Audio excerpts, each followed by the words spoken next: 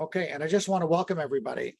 Some of you have been with me for some other sessions in another group that I do, right? Still the operator to owner class. So you've kind of got a feel for what that looks like already and a feel for what we do there. But now we're shifting all the new people to this group. And the reason is because there's some foundational principles that we need to teach you, right? That you need to learn and understand in order to really make this transition from operator to owner. It looks like we lost Vern, so he'll probably click back in a minute here. Right, so that's what we're going to start going through here today. And Vern should click on in just a minute and we'll get him back in and then we'll get started here. Here he comes right now. So before we get started, I just want to ask everybody, what are your goals for this? Like, what do you understand about this and what are you trying to accomplish most in your business, in your company right now? So we're just trying to get to where we can focus on the things that create profit in our business / creative parts of our business and let the day-to-day run itself and not involve us if possible. Excellent, excellent. Well, it is possible, right? So when you say if possible, know that it is possible and we're going to get you there. That's one of my goals too for you. So we'll handle that and we're going to give you the tools necessary. Okay, great. Anyone else? Well, Yeah, go for ahead, me, Mark. okay, sorry.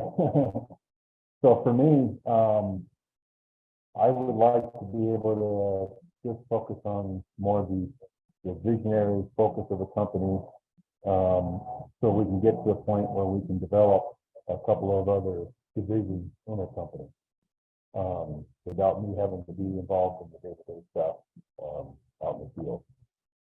Excellent. Excellent. Well, we will help you with that as well. And then for Rick, obviously to empower the employees so that I don't have to do as much and can travel more and enjoy life. Very good. We will definitely help you with that. I apologize for some of the noise that you're hearing outside. There are some workers working right outside my house here, and I apologize for that. They're removing a tree. So hopefully that won't disturb us too much. Okay, I am going to share a screen with you and we're going to get started here.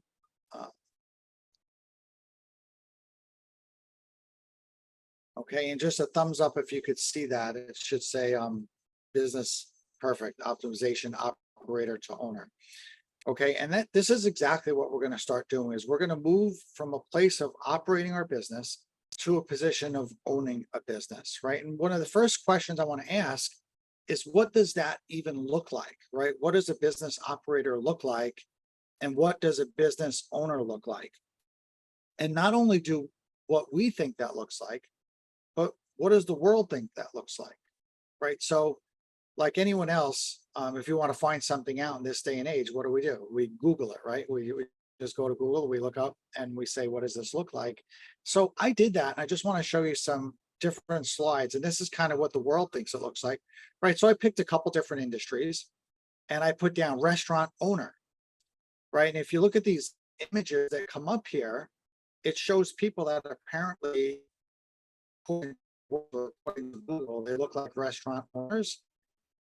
But to me, I don't know that they really do because each one of them is really working in their business, right? You look, she has they have work clothes on, they have aprons on, right? He has a chef's coat on.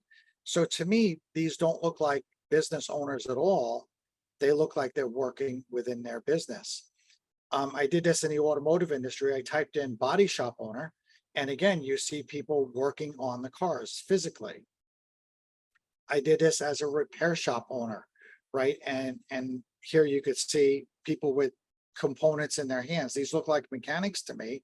They don't look like business owners at all, right? If anything, these might be the only two that are standing here, but even he is dressed, like he's been working on a car.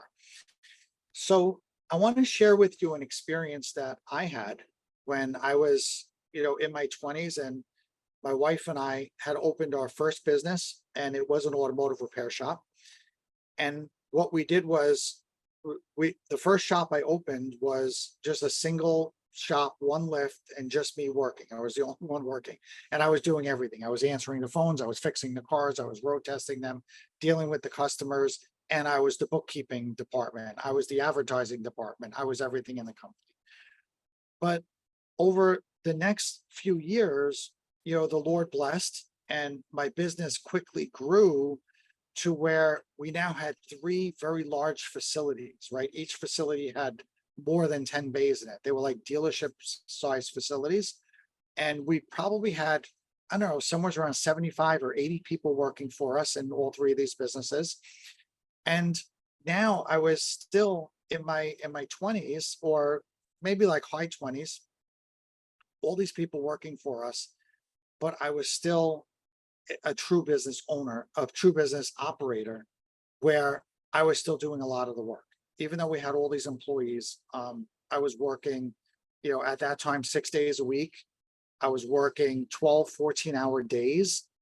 And I felt like, yes, my businesses were growing and we were doing more volume of business, but the businesses I feel were killing in a sense where I had no time with my family. I had no time to do anything that I really like to do. And I think a lot of you could probably relate to that right now where you are.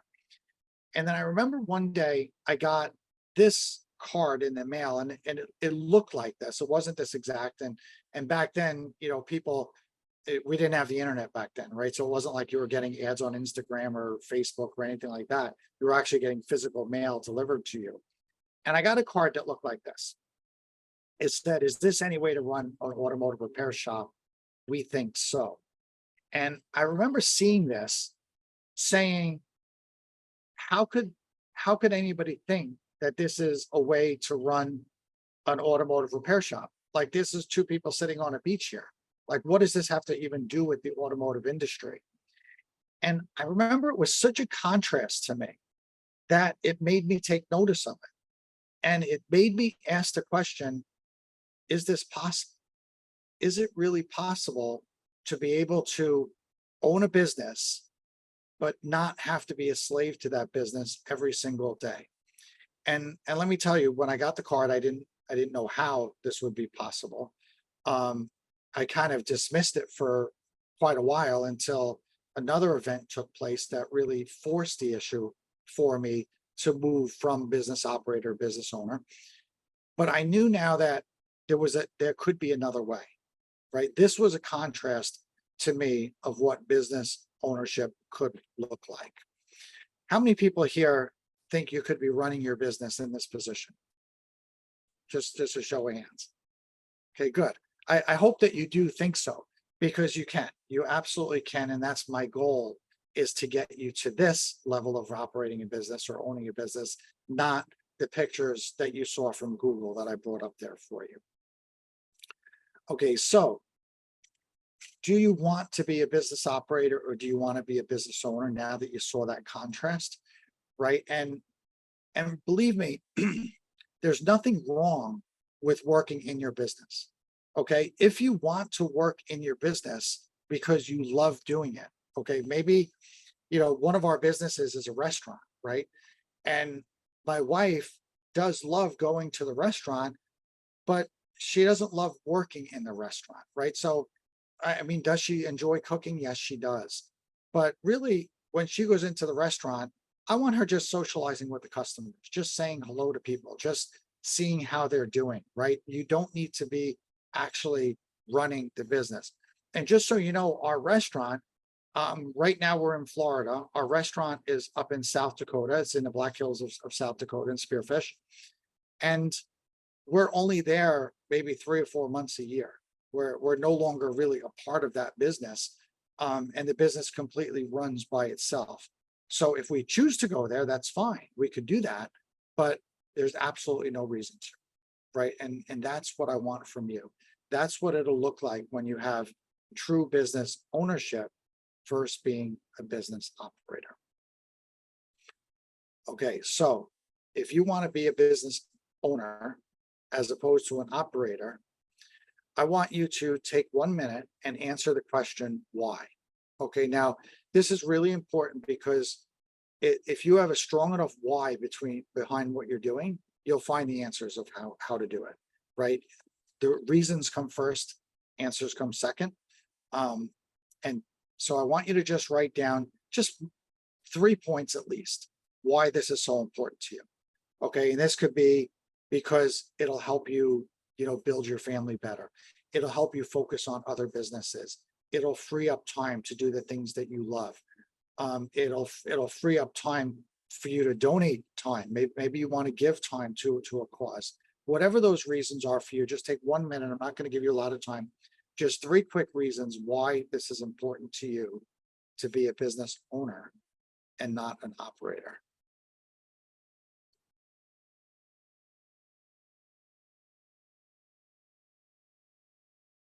And these are just your reasons. I'm not going to make you share them with us. So whatever you write down, this is between you and you.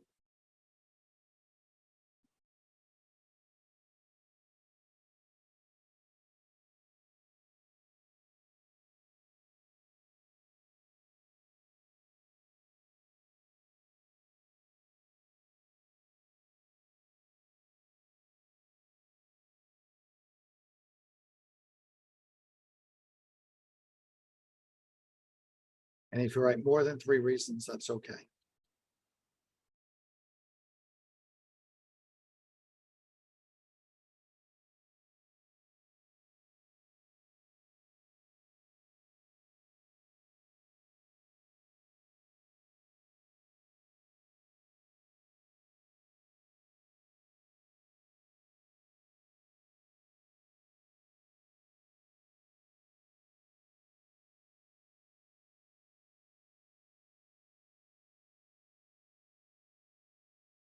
Is it more time that you're looking for?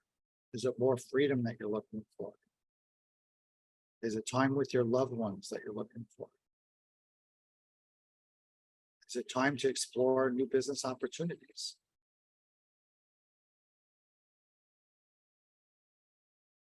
Is it to free up time to develop a skill that you want? I remember when I became a pilot, that took a lot of time. That was a big time commitment for me to do something like that. Right. But I needed to get away from my business to do it. And I'll tell you some funny stories as we move forward because I wasn't a business owner at that point in time.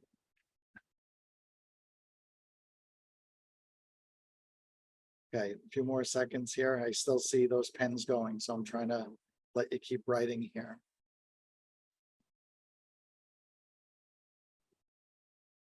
Okay.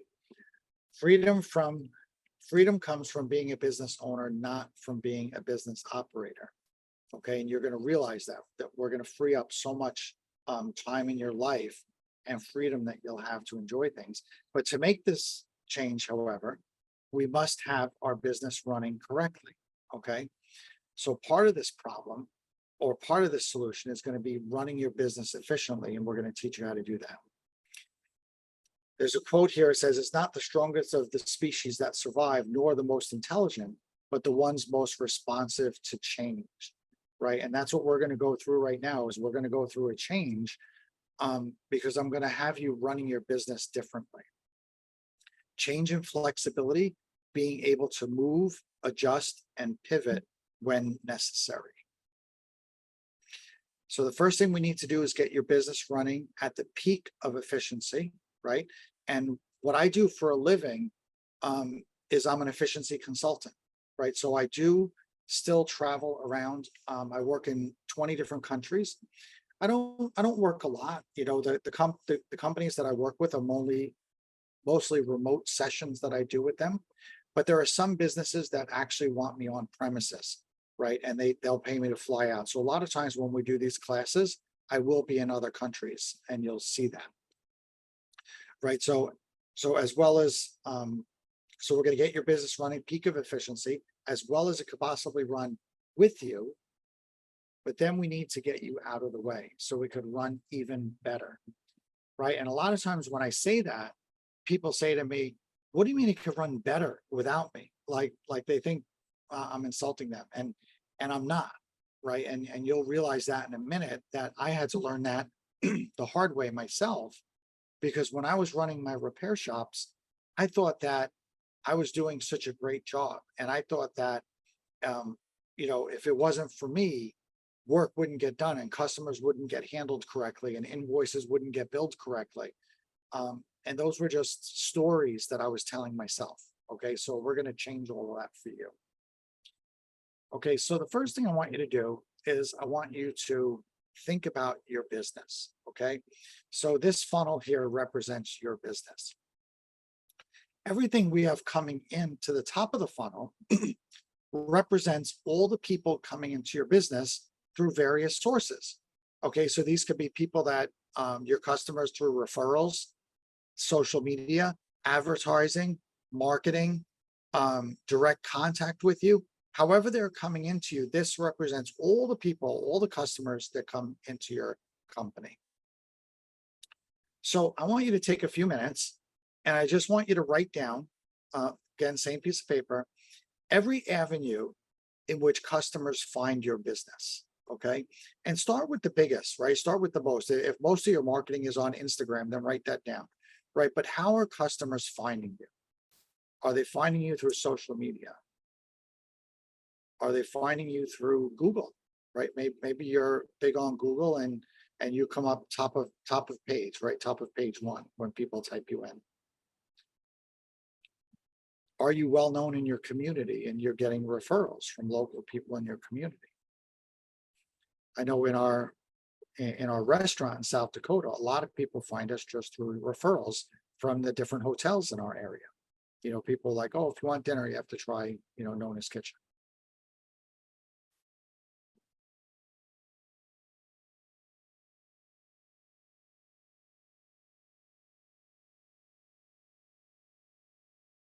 We have a billboard on the highway about 15 minutes before you get to our exit, or 12 minutes before you get to our exit.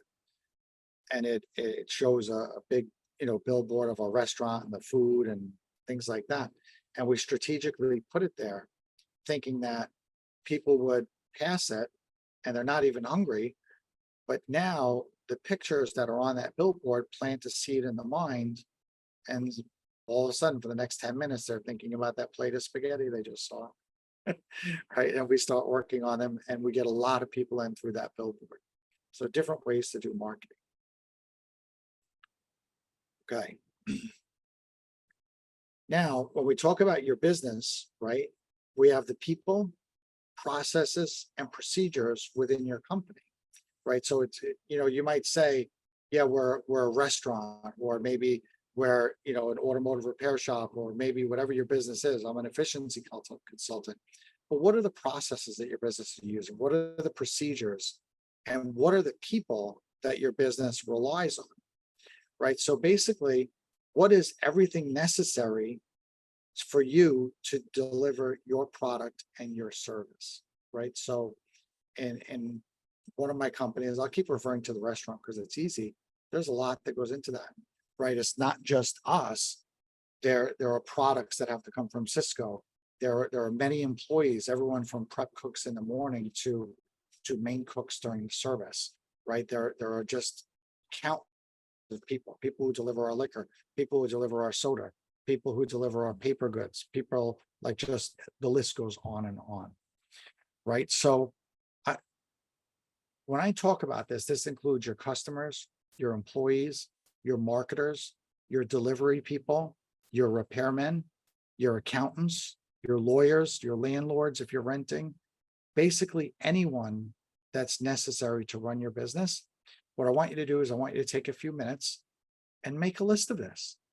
I want to know what's going on in your company and what are these different people that you rely on to run your business, right? Do you have lawyers keeping you safe? Do you have bookkeepers doing payroll for you? Do you have accountants doing profit and loss statements for you at the end of the month? Do you have repairmen fixing equipment for you? Do you have delivery people delivering your goods and services? Do you have people setting up displays for you if you're a speaker? If you travel like I do you make your own travel arrangements, or do you have people that do that for you? Who's making your hotel arrangements? Who's making your flight arrangements? Who's lining up your rental cars for you? Who are the people that come into your business every day and help you deliver your product and service?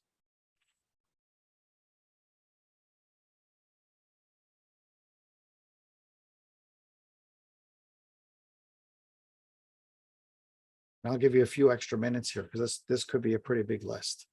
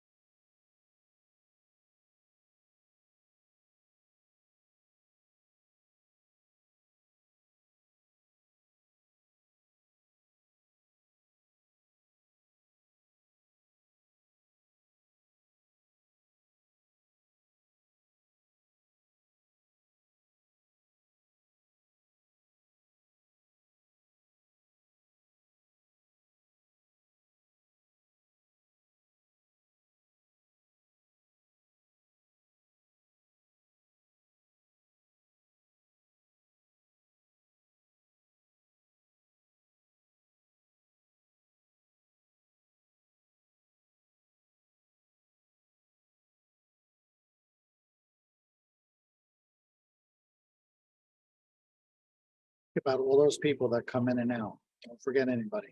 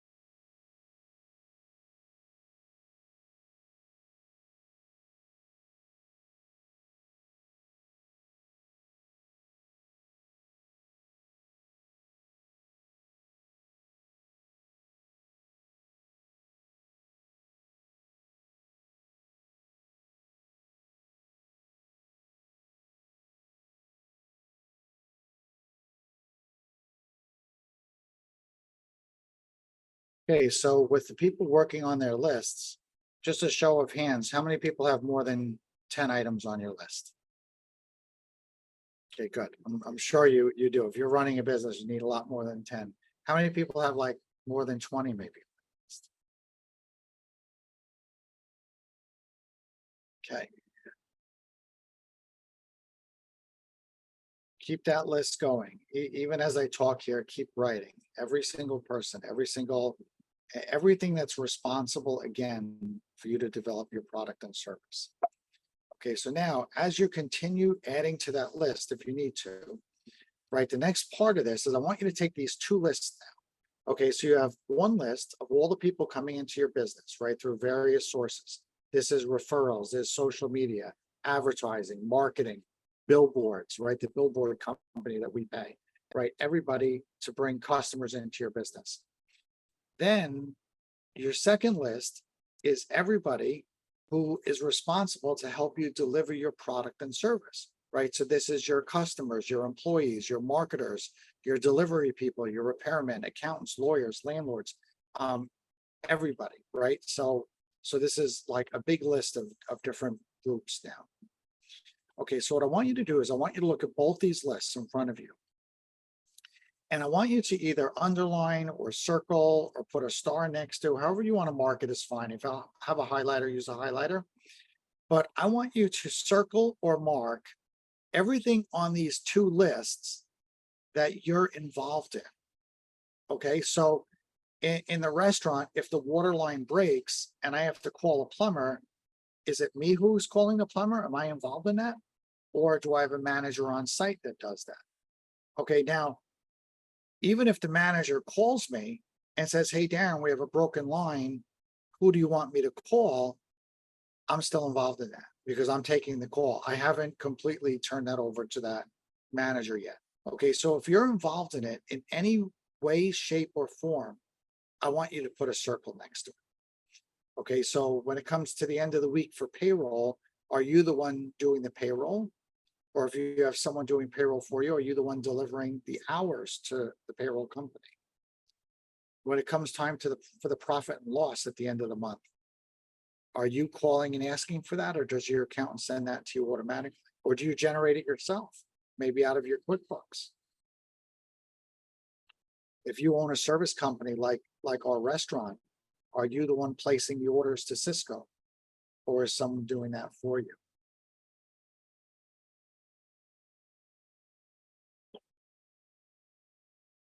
Are you the one opening and closing every day? Are you the one arranging for the marketing?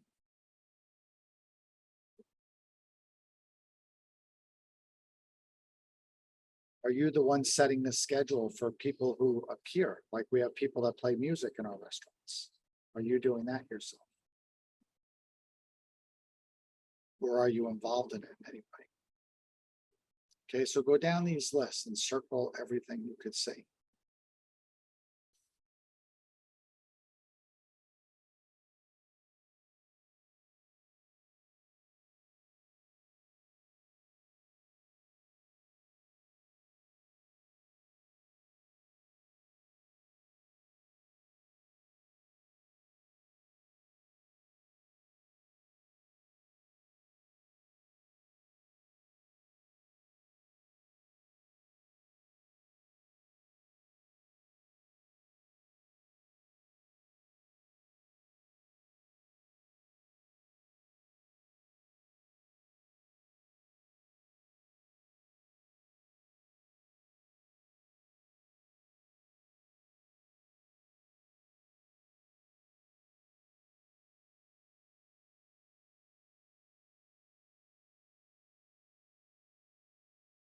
Okay, so now some of you I could see because you have your videos on. Some of you I can't see. So if I can't see you, I'll ask you to speak up and just talk for a minute here.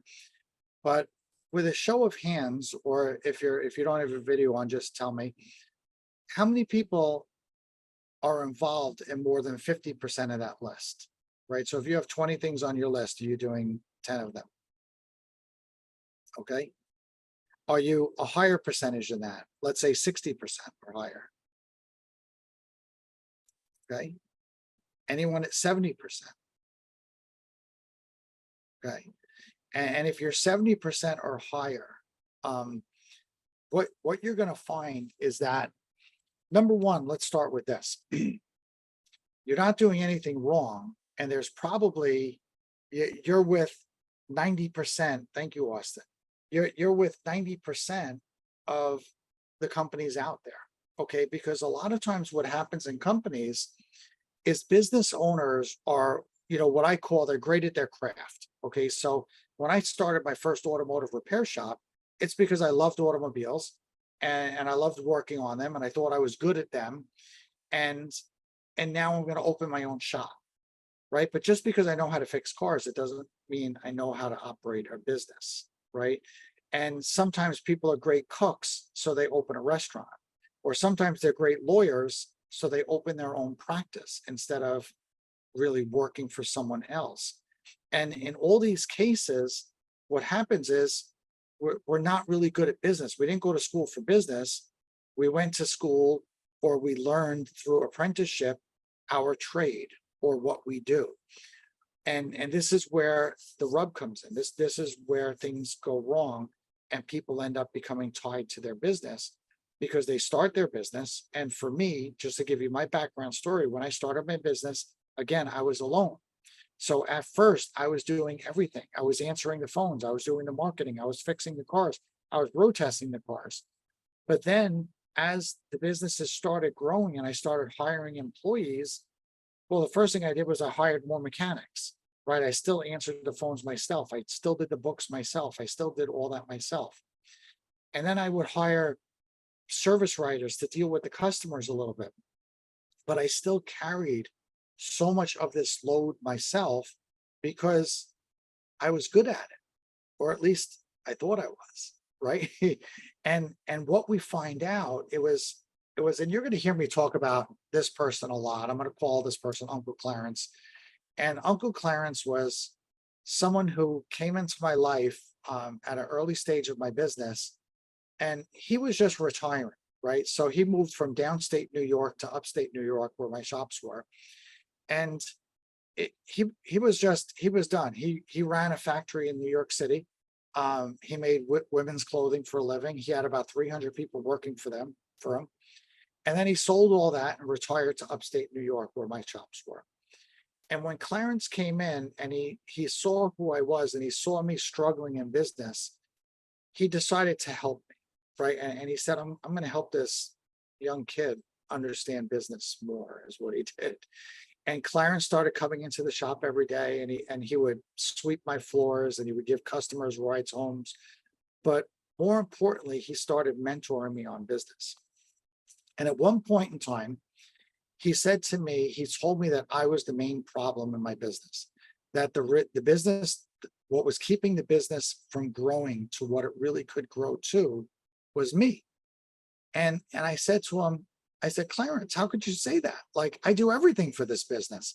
Like, this business is like, I'm here every day. I'm putting in 15 hours a day. How could you say that I'm the problem in my business?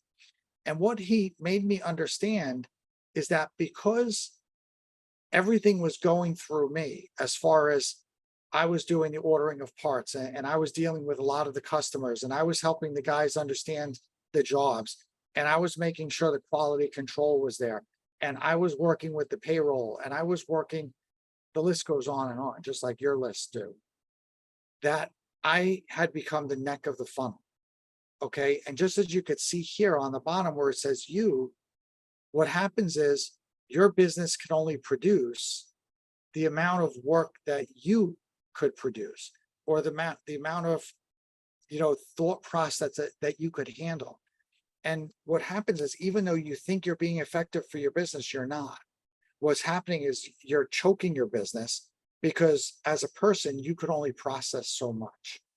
And what Clarence said to me was, he said, if I could just get you out of the way, if I could remove you from this operation and we could open up the funnel and let all this work start really flowing through the company the way it should flow, he said, we could double or triple the size of this business. And you wouldn't have to come into work anymore. You could actually go start another business if you want, or you could go enjoy time with your family, or you could go. And I remember hearing this and thinking, I don't know if this is possible or not, right? And then the question came up, And I'll ask you this question. If I removed you from your business right now, do you think it would have a negative effect? Do you think jobs wouldn't get done as effectively? Or do you think customers wouldn't get treated as well? Or do you think the jobs wouldn't go as well? Right? Just put your hands up if you think removing you would have that negative effect. Okay. And when Clarence asked me that question, I thought the businesses would die, right? I didn't even think they'd be able to run without me, right? Which was pretty egotistical of me to say that, right? Thank you, Austin. And I was thinking, you know, there's no way we could do this. But then I started thinking of it, and I said, okay, if I wasn't here to supervise quality control, and let's say the business did take a little bit of a hit because I wasn't here anymore and customers, Clarence said to me, he said, what would that number look like? He said, do you think, if you think you're running 100% efficient right now, do you think we could run 80% without you? Do you think we could run 70% without you? So I started thinking, well, I'm sure you can run 70%. I'm not that important because the guys are fixing the cars and they are dealing with the customers. I'd have to put a few processes in place, but yeah, 70% is possible, or maybe even 80% is possible. You guys could probably do the job 80% as effectively as I do. And then he said to me, okay, well, let's put a number to that then. He said, you know, your company is making $1 million a year. If we could run 80% of effective, we'll still make 800,000. He said, so it's only going to cost you $200,000. And for that, you could buy your life. He said, is your life worth $200,000? And now for the first time, I was actually putting a number to this. And I was like, well, absolutely, my life is worth $200,000. He said, would you pay $200,000 to be able to not come into work anymore? You'd still have a business making $800,000 a year, but now you could have time with your family, time with your kids, time to start another project, time to go do something you love. And I remember saying, I'll write that check today, Clarence. I said, if we could really do this, I'll write the check today. Because that's what I was doing. I was essentially either buying my life back or continuing to sell my life for 20% of the profits, for 20% of what the company was making. And this was now a realization for me where it was the first time I actually put a number to this. Now, even though I had all this, remember I said to you, write down the reasons why this is important? Because even though I had this talk with Clarence, this wasn't the reason why I did it. Okay, that the just thinking about it wasn't enough. But what happened to me is one day my wife sat me down and had a 5-minute conversation with me. And what she said was, she said to me, she said, hey, Darren, I want to talk to you tonight. I was like, all right, you know, and I could tell just by the way she said it, there was a bit of seriousness in that, the way she said it, in her tone. And she said to me, she said, look, she said, I want you to know there's nothing wrong, she said. She goes, you're a great husband, you're a great father, you're a great provider to this family. You know, everything's good, good, good. But I knew the but was coming, right? And she said, but our kids are like 10 years old now. She said, and in 10 more years, they're not going to be here anymore. They're going to grow up, they're going to graduate from college, they're going to go make their lives. She said, and this is a time of life that you could never get back again. She said, so what I'm going to do is I'm going to give you a halftime warning. And she said,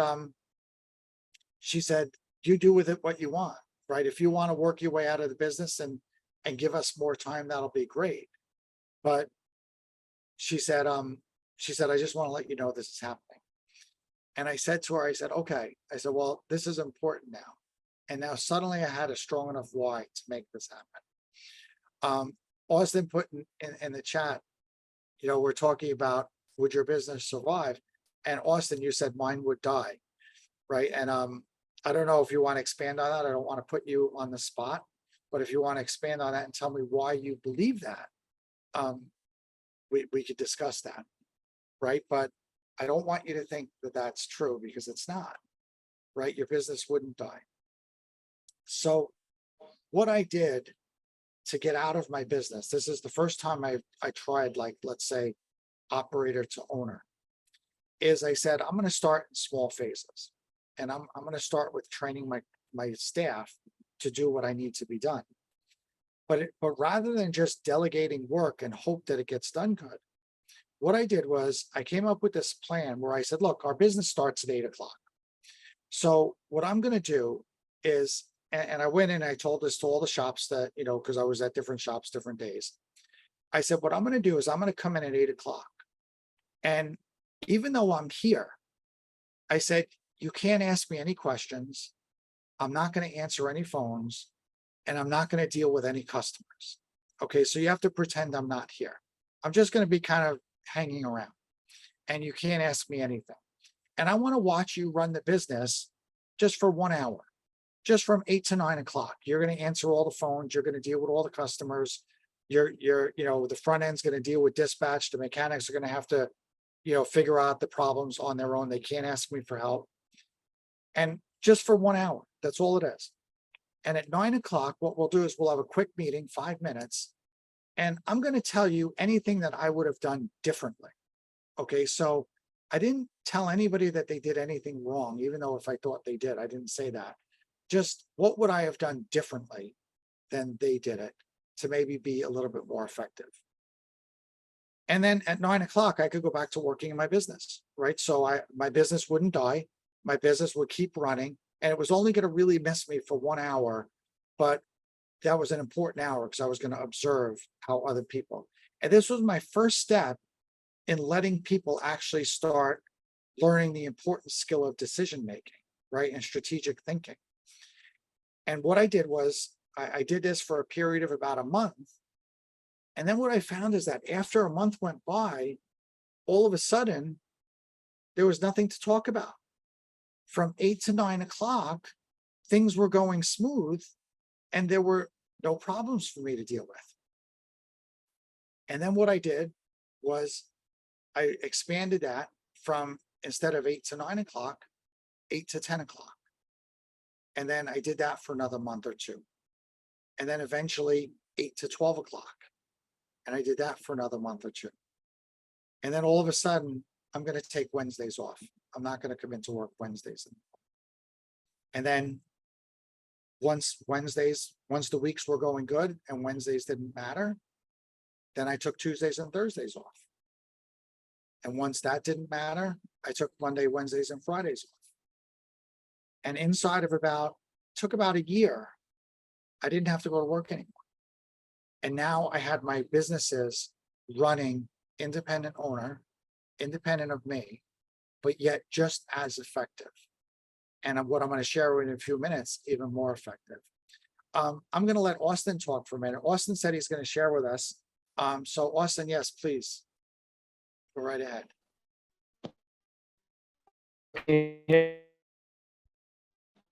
Hello. Yep, we could hear you, but you're not 100% clear. Hello. Okay, just Are you in an area of bad service, go Austin? outside. Yeah, I only have 2 bars. I'm actually working. Oh, okay. If you can hear me now, Yes. I can explain. So I said that my business would die because I'm probably at least 70% involved with it. So I own a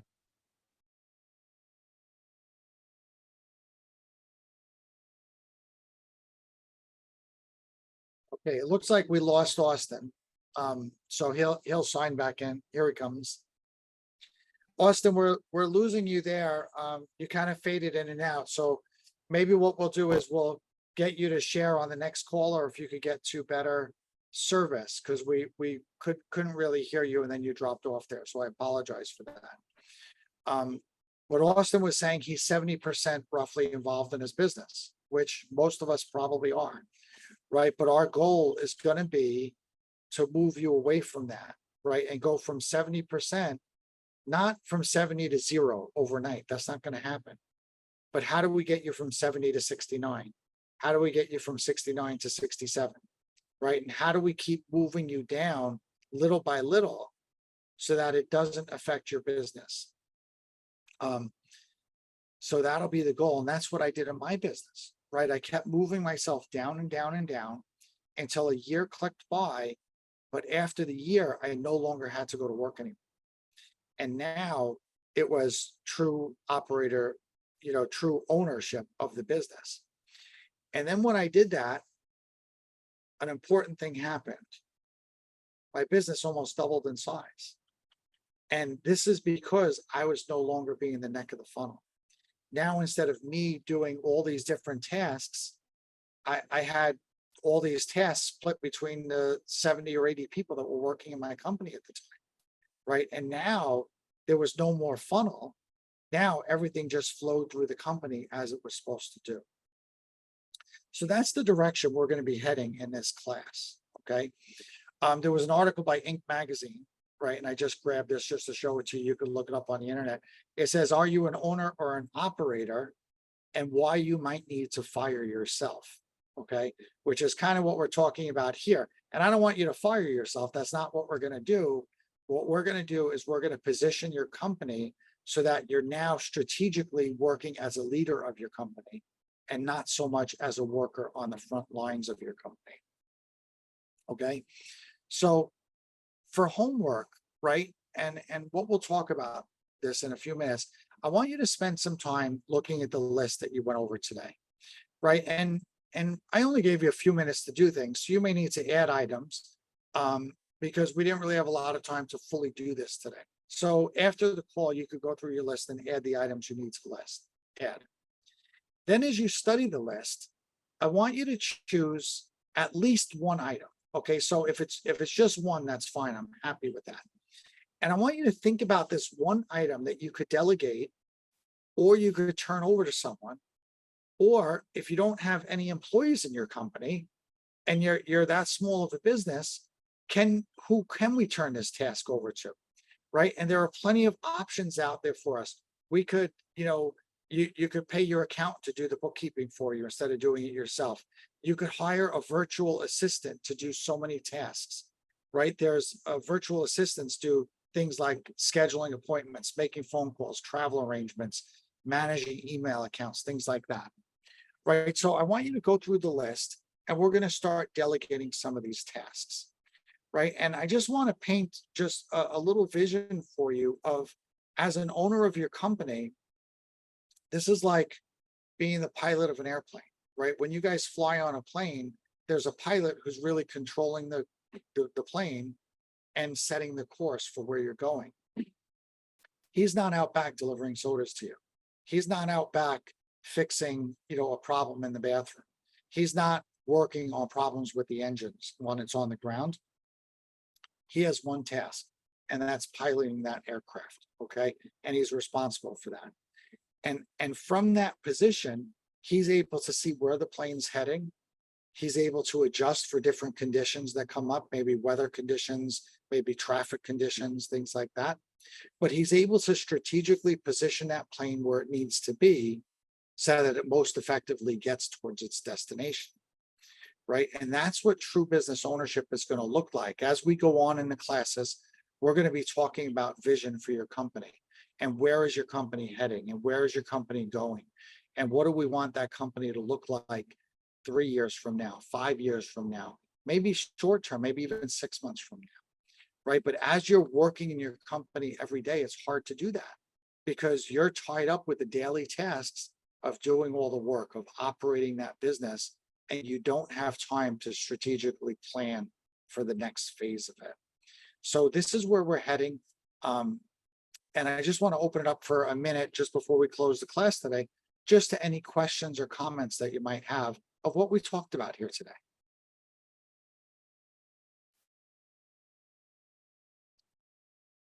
If you have any questions or comments, you could put them into the chat, or you could just unmute yourself. So I guess where I find myself, and it raised the question with me, in order for me to delegate a lot of the stuff that I do, I would actually have to hire somebody else to do that. And so, for me, I feel like there's a couple steps that we need to do before that. And maybe you can kind of touch on this. How do you, so the way I look at it, maybe I'm not looking at it correctly, but if I replace myself, that's going to automatically eat into the profits of the company, because I'm going to have to hire somebody else to do what I'm doing currently. Maybe you just help think through that process with me. Absolutely, and that's a great question. And that's a belief that many people have, right? So you're not alone in that. Okay, so don't think you're the only one with that belief system. But you know, there's a great quote, and this comes from Tony Robbins. Okay, so I'll always give credit to where I steal quotes from. But Tony Robbins will say, "That's a story you're telling yourself." Okay, and we all operate by these stories that we tell ourselves. And the story you're telling yourself right now is, in order for you to delegate some of the tasks, it's going to cost the company money in either hiring another employee or paying to delegate that task. And as a result, that's going to have a negative effect on the company. Okay. But in reality, what'll happen is, if we delegate the right task, and even if we have to pay someone to do that, which is okay, it's going to free you up to now work on a different part of the business and improve the effectiveness of your company and increase the revenue or the profitability of the company. Okay. And the reason I say or is because we don't always have to increase the gross revenue to increase what we're realizing as profit. Okay. If you have a company that's doing $1 million a year and you're showing a 5% profit, you're making, like, let's say $50,000 a year. Okay. But if we could still keep you at the million, make you more effective, and increase you to 7% or 8% or 10% profitability, now you've doubled your income. You've gone from 50,000 to 100,000, right? And maybe the person that we delegated this task to, if it's a smaller task, you might not need a full-time employee to do that, right? We could, like I said, we could use a virtual assistant. I use virtual assistants in many areas of my businesses to do tasks that either I'm not skilled at or I just don't want to do, right? Because they just take up too much of my time. So I'll hire a virtual assistant. And if I hire a virtual assistant to do one task, it might cost me $100 a month. Like, it doesn't cost a lot to hire virtual assistants to do tasks for you. So realize there are different ways to do this, and that'll free you up to be more effective. Okay. In running our restaurant, if you look up the average profit for a restaurant, the average restaurant in the United States profits 3 to 6%. That's what they make. Our restaurant continuously over the last 3 years made over 20% profit a year. And so many people in the restaurant industry, they come to me and they say, "How are you doing this? How are you realizing these profits within your restaurant?" And I always have the same answer to them. I say, "That's because I'm not running a restaurant. I'm running a business. And our business happens to sell food. So you're viewing it as a restaurant, but I'm viewing it as a business. And I'm not running it with the same, let's say, principles that you run your quote unquote restaurants with. I'm running it with business principles." And if you do that, if you could change that mindset to say, this is just a vehicle to deliver a product and service. And I don't care what that product and service is. I don't care if it's food. I don't care if it's selling retail items. I don't care if it's whatever it is. It doesn't make a difference. It's a business. We're delivering a product and service, and it's our job to figure out the most efficient way to do that. And as we do that, we will increase our profits. And will we spend more money? Absolutely, we will. That's part of this.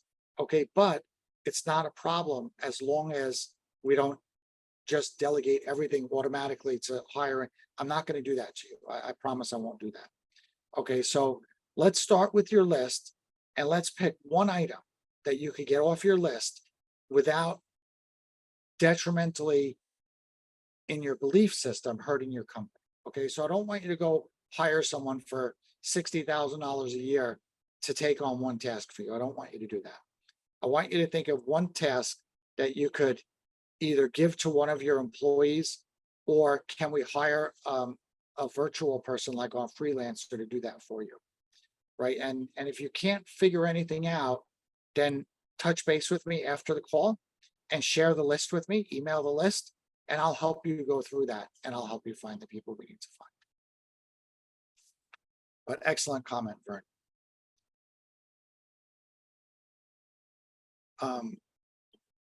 Okay, no problem, Rick. Thanks for letting us know. He has another call he has to jump on. We're gonna close today's session. If anyone else needs to say something, go right ahead, but if not, I will look forward to seeing everybody next week. And you should have my email, and I'm pretty sure you have Kyle's email. And you could reach me at info@kpimastery.com or Darren@kpimastery.com. Let me put it in the chat for you. And if you want me to look at your list and help you with this delegation, I will do that. That's no problem at all.